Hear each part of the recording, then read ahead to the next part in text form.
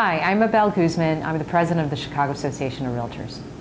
Thank you for clicking on me and listening to what I have to say.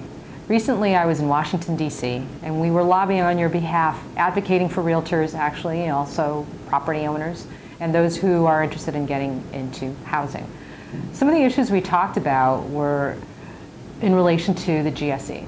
GSE meaning government-sponsored entities, Fannie, Freddie, FHA.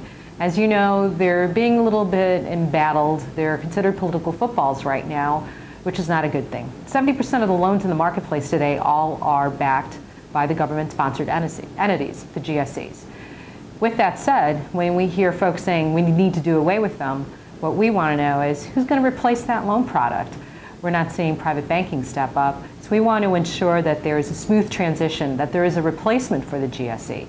I do ask that if you receive a call to action, and even better yet, just reach out to your legislator, whoever your congressman and both our senators, and just say, we need something to replace GSE, or let's reform it.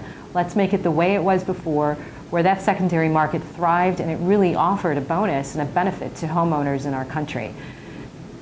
Housing is the underpinning of the economy, and moving right on to QRM, which is qualified residential mortgage. All of you who are familiar with the Frank-Dodd Act, the language in the Frank-Dodd Act states specifically with QRM, qualified residential mortgage, is that 20% down will be required on loans. Now there are some exemptions, and those exemptions are tied to banking. On the banking side, if you put less than 20% down, banks have to hold 5% of that mortgage. Well, let's just think about the numbers a little bit. I love numbers. So last year, 2010, in the state of Illinois, 103,000 units closed. That's just single family and condominium specifically.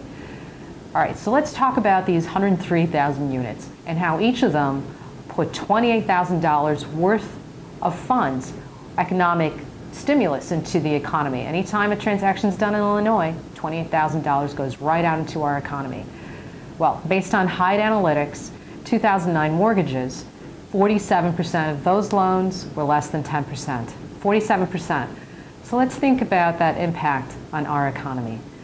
That's half your inventory. Half those sales just completely went away, did not exist. To us, that would be $1.3 billion loss to the economy. If we're talking about jobs and we're talking about stimulus, 20% QRM is not the way to go.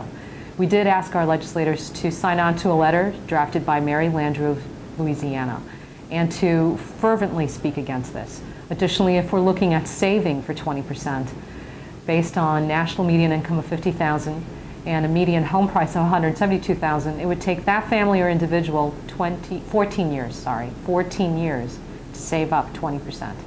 That doesn't make economic sense. Right now, FHA and the GSEs are actually performing pretty well. That doesn't make business sense either, to just do away with something that actually is providing stimulus for our economy and providing access to housing for so many people who do need it.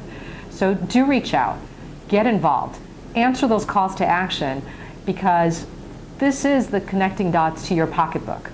Think about the transactions you did and half of those never existing based on these rules.